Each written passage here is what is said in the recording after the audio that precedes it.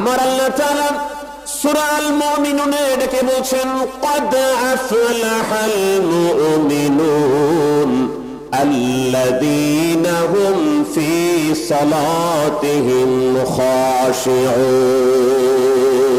আল্লাহু আকবার। আল্লাহ রাব্বুল আলামিন বলেন খালি নামাজ পড়লেই সফল নয়। আমরা চিন্তা করি শুধু নামাজ পড়লেই সফল, কিন্তু আমার আল্লাহ পাক বলছেন শুধু নামাজ, বাহ্যিক নামাজ পড়লেই সফল নয়। আমার আল্লাহ পাক বলছেন ওই মুমিনেরাই সফল হয়ে গেল যারা খুশু খুজুর সাথে, আন্তরিকতার সাথে, একাগ্রতার সাথে, যার অপর নাম হলো হুজুরি দিলে যারা নামাজ আদায় করতে পারে, আল্লাহ পাক বলেন তারাই সফল। তাহলে সফলতার জন্য শুধু বাহ্যিক নামাজ নয়, সফলতার জন্য আন্তরিক নামাজ, খুশু খুজুর নামাজ, একাগ্রতার নামাজ। আপনারা একটু বুদ্ধি করে বলেন তো, ওই নামাজ এই দরবার শরীফে শিক্ষা দেওয়া হয় কি হয় না?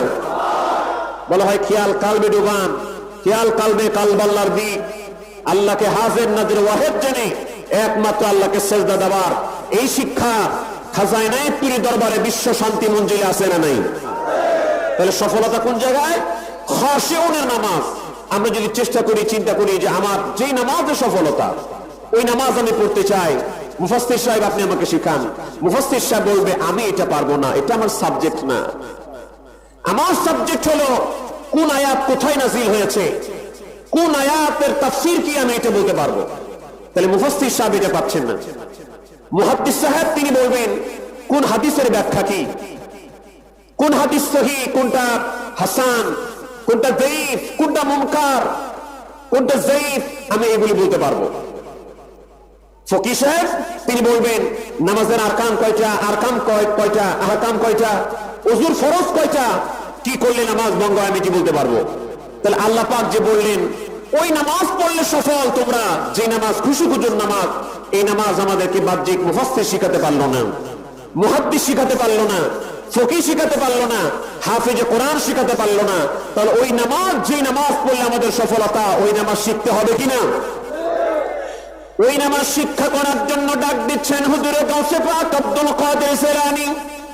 ওই নামাজ শিক্ষা করার জন্য ডাকছেন খাজা বাহাউদ্দিন নকশবন্দি বুখারী। ওই নামাজ শিক্ষা করার জন্য ডাকছেন হযরতে খাজা মাইনুদ্দিন চিশতি। ওই নামাজ শিক্ষা করার জন্য ডাকছেন হযরতে মুজাদ্দিদ আল ফিসানি। ওই নামাজ শিক্ষা করার জন্য ডেকেছেন হযরতে আদম বিন নুরি। ওই নামাজ শিক্ষা করার জন্য ডেকেছেন হযরতে আব্দুল্লাহ কাবারাবাদী। ওই নামাজ শিক্ষা করার জন্য ডেকেছেন হযরতে শাহ আব্দুর রহিম মুহাদ্দিস দেহলভী। ওই নামাজ শিক্ষা করার জন্য ডেকেছেন আল্লামা শাহ ওলিউল্লাহ মুহাদ্দিস দেহলভী। ওই নামাজ শিক্ষা করার জন্য ডেকেছেন শাহ আব্দুল আজিজ মুহাদ্দিস দেহলভী। ওই নামাজ শিক্ষা করার জন্য ডেকেছেন সৈয়দ আহমদ বেলভী।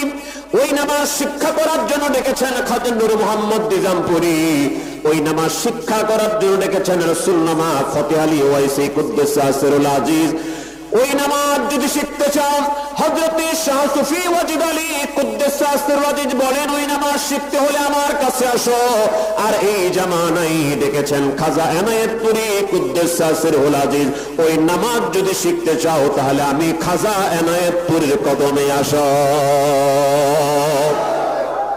আমার ভাইরা একটু বলেন তো, এই দরবারে আসার পরে মনে কি অশান্তি না শান্তি? আমি যদি হাত উঠাতে বলি, আমি উঠাতে বলবো না তো, যদিও আমি যদি হাত উঠাতে বলি তাহলে দেখা যাবে হাজার হাজার হাত উঠবে। এই দরবারে আসার আগে তার কালবের মধ্যে আল্লাহর জিকির ছিল না, এই দরবারে আসার পরে তাদের কালবে আল্লাহর জিকির হয়ে গেছে। যে লোকের আল্লাহর কথা ভালো লাগতো না, ওই লোক গভীর রাত্রে ওঠে কিভাবে আল্লাহর প্রেমে পাগল হয়ে আমার আল্লাহকে ডাকতে হয়।